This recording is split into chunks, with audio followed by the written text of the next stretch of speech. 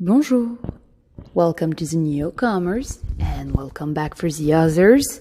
Today, Chapter 8 of Harry Potter and the Passion Year Memoirs. Chapter 8, Something Wrong. Since Lupin's class was right after lunch the next day, Harry spent the free time in the library, reading up on wolves. They formed close-knit family packs, all pitched in to take care of puppies. They had ranks like a military.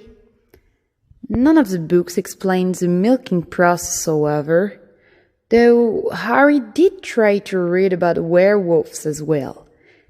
There was nothing much on them, and what was there didn't match up with the Marauders. Mostly, Harry read the same thing. Werewolves were killing machins. There was no cure. If you saw one, it was best to destroy it. Harry had a feeling that the Marauders had dealt with Remus as they would a common wolf, and Remus had responded as predicted. They had formed this pack, and Harry, was the only pup that he knew of, born into the pack so far. Harry became so engrossed in one book about timber wolves of America that he didn't notice Lupin standing over him. "Reading about wolves, Harry?" Harry jumped clean out of the chair. The book literally went flying back to its place on a high shelf. Nothing, school stuff." "School stuff?" Lupin echoed, rather coolly. "I see you in class." Harry watched him leave. He arrived last in class and sat at the back once more. They studied Lesifos, and Harry forever looked twice before using the invisibility cloak again. When the class filled out, Harry stayed at his desk. Lupin took a long time in noticing him.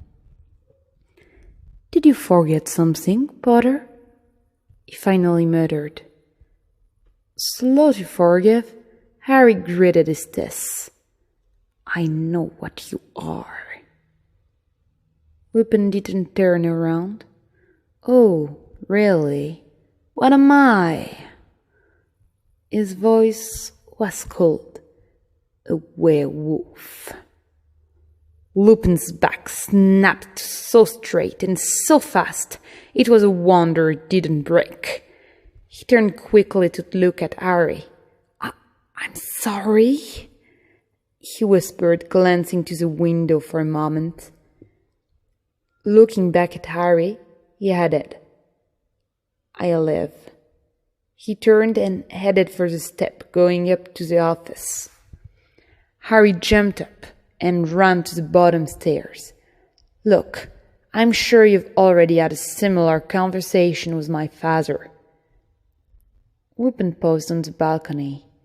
"He figured you out, didn't he? They all dead. You didn't leave then. You won't leave now. So let's just skip ahead." "How do you even know all that?" Lupin wheeled around to glare down the stairs at Harry. "You told me," Harry said. "In a matter of speaking, you disappear regularly, and you described to me the other day how you lost them all, even Black. They were like a pack to you, weren't they?" "Harry, you must think very badly of me," said Lupin. "No? Why would I?" Harry shrugged.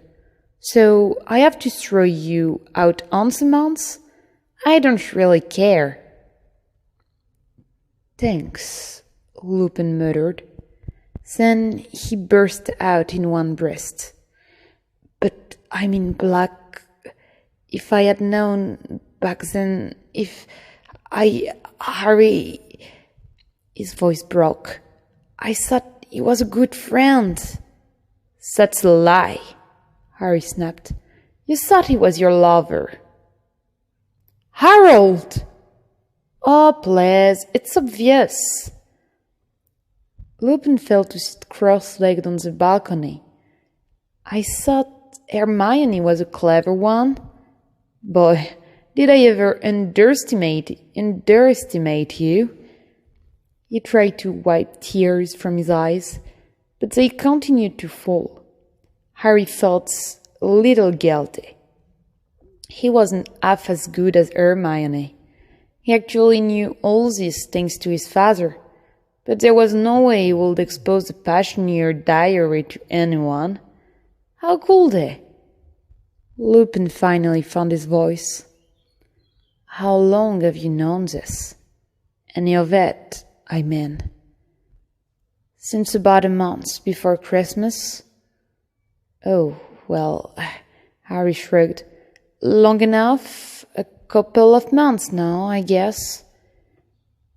Lupin suddenly stopped crying and cocked his head slightly. Harry saw a tinge of gold shine through the green.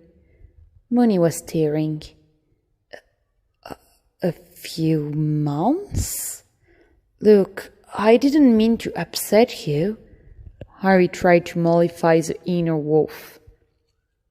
He didn't know any magic. I'm not upset. You're not? Harry felt relieved. Nope, not upset at all. Lupin stood up. I'm furious! Harry ran backwards several paces as Lupin suddenly sprang clearly the railing to land neatly on his toes like a cat on the floor below. He sank. He was nearly in front of Harry. I don't know any magic, so don't... You know about any magic? How? Harry thought wildly, then he remembered. Professor McGonagall? Oh. Lupin let that one slide. He put a hand out, grabbed Harry by the front of his collar, and yanked him forward so that they were nose to nose. His eyes were pure Egyptian gold. You knew all of that for a few months. You knew I had lost my pack. You knew you're all I have left. You knew Sirius was more to me than a friend. Yet you still went after him. Boy, I ought to eat you. Please don't, Harry whimpered. He held up one long index finger. Be grateful that Remus escaped me from tasting human flesh, or I will eat you. You're, the wolf. Brian deduction. You ridiculous puppy. Moony shoved Harry back so that he hit the wall. Harry gulped. He didn't expect this. His father had yet to write about Moony talking to them as Remus. It is not your place to kill Padfoot. It is mine. I break the marriage bond. Harry gaped at him. Then I can be free. Remus is right. We should have known by our 5th year, but inside is a cruel bitch. Can't mate with it. Yeah, no, I guess not, Harry stammered. Chocolate? What? I would like to speak to Professor Lupin right now, Harry said cautiously, stepping towards the werewolf. He was tamed, right? If I give you some chocolate, will you sort of for that? Up on his toes, Moony stalked around Harry. His father was right. The only difference in human form was the eyes. These eyes were still blazing gold. Where was the green? You think chocolate can appease me? Isn't that what Dad used to train you with? Oh, I let them all think that, Mooney replied. Fact is, the only leash on me has only ever been this. He patted his body with his hand. Right here, Remus has battled me since he was 4. I make him pay for it twice in one night per month. Harry had to steer this out of very dangerous waters. Right now, he hadn't expected to talk to Mooney at all. Why didn't his dad get around to mentioning that Mooney could speak sooner? But that tamed you. Your father was terrified of me, Mooney said. He never liked me. It was always Remus. Is the special one. That's not exactly true, Harry said. James was xenophobic since before he even went to Hogwarts the first year, Mooney pointed out. Some dog bit him in his left eye when he was 8. He had a mini almond-shaped scar on the upper eyelid from it. For the rest of his life, he hated dogs. Yet, he stayed with you until his end, said Harry, wanting every bit to scream at Mooney that his father had suffered even rape to keep him safe. Harry was beginning to wonder if he should mention that fact, if only to keep from being eaten. Remus, not me, Mooney said. Everybody loves Remus. Harry backed away, but Mooney kept up with him. You know, maybe if you weren't so threatening, people would like you too. Sweet God and Merlin, that was a stupid thing to say. I'm not threatening you. Not yet. Well, you're kind of in my personal space. Harry tried to step away again, but still Mooney followed. Back up a bit, will you? Mooney raised one brow in a Spock sort of way, but backed up 2 steps. Harry motioned with his hand. A little more, please. Mooney smirked and backed up all the way to the wall and leaned on it, folding his arms. Thank you. You do know I can jump on you from here, right? Mooney said. Harry didn't know that. It's a principle of the matter. As Remus or Wolf, you to respect personal space, right? Mooney suddenly doubled over with a grunt. Are you okay? Harry kept his distance. Are you? Lupin looked up. The eyes were green. He stared at Harry. Oh, Merlin, what have I done? Nothing. I'm fine. He came out, didn't he? He was here. I think he was just testing me, Harry said, to see how I'd respond. If that wolf had hurt you, Lupin began, I'd make Hermione nutter him. Harry smirked. Don't think she can't do it either. Hermione also knew that Lupin was a werewolf, though how, Harry didn't quite know. It was why he didn't say anything when Ron had once wondered exactly what was wrong with Lupin, and Hermione had scoffed at him. Harry knew exactly what Hermione was referring to, but until he got his fireball back, he wasn't able to ask her how she found out. Lupin stared, then laughed out loud. So, something Jim would have said. He laughed more before adding, but if he had hurt you, I'd never forgive Mooney. Or myself. Mooney. Harry was glad the name was out. Now he wouldn't slip up. Yeah, Lupin said. Ridiculous as it was, they named my wolf Mooney. Good name? Harry said. Lupin glowered, and his eyes flickered yellow for an instant. I know you want to talk about your father, Harry. I promise you, someday we'll have a long talk about it. Just not now. Not until... He waved his hand at the window where Dementor had floated past. Not until this is all over. If you know what I am, and you know what black is to me, please try to understand. You have other thing on your mind right now. Lupin looked long and hard at Harry. Black must die, Harry. It's the worst mistake of my life. Harry, I need to be free. Wolves made for life. Lupin nodded. It's a real reason I came here. I had first refused this job. I didn't want to come back to Hogwarts. Too many memories.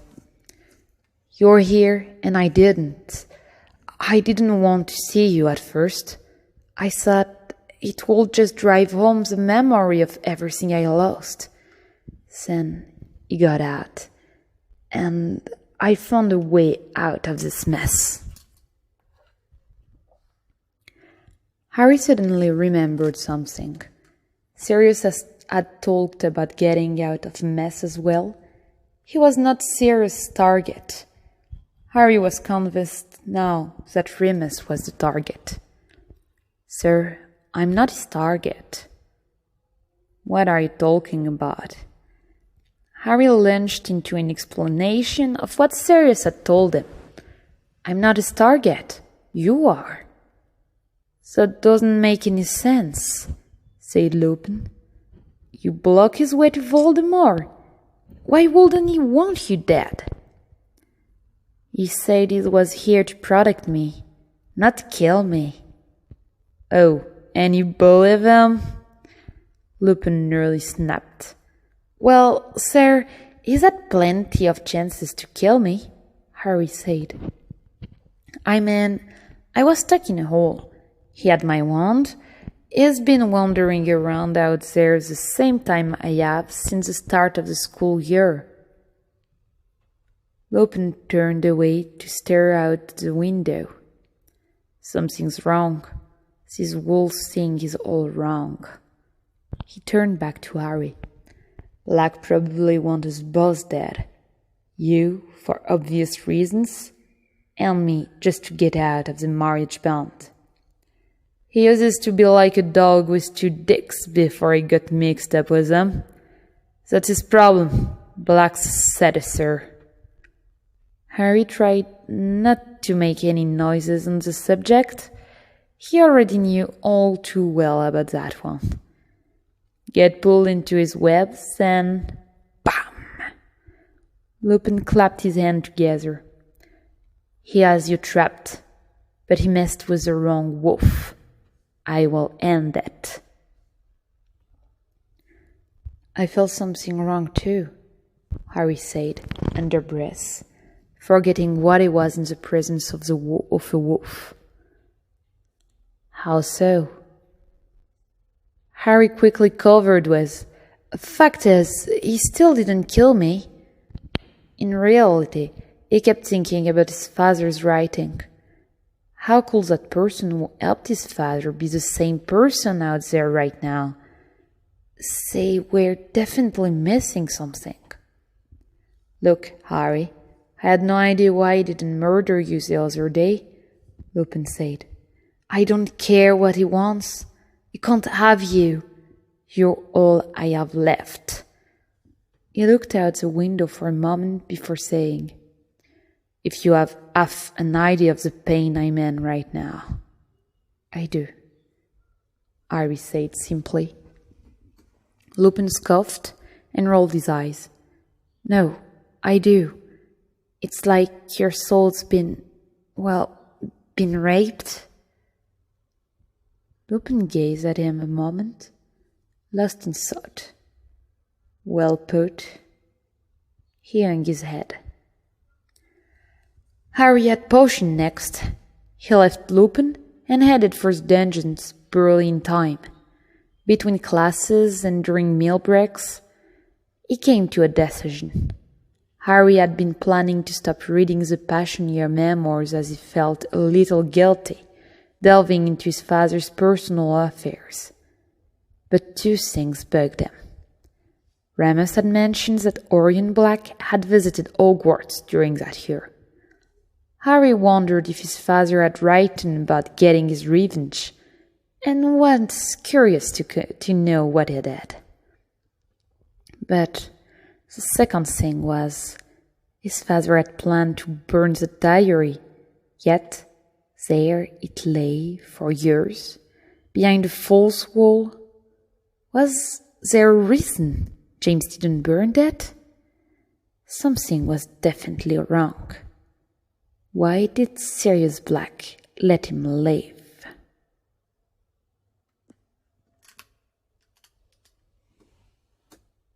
Au revoir.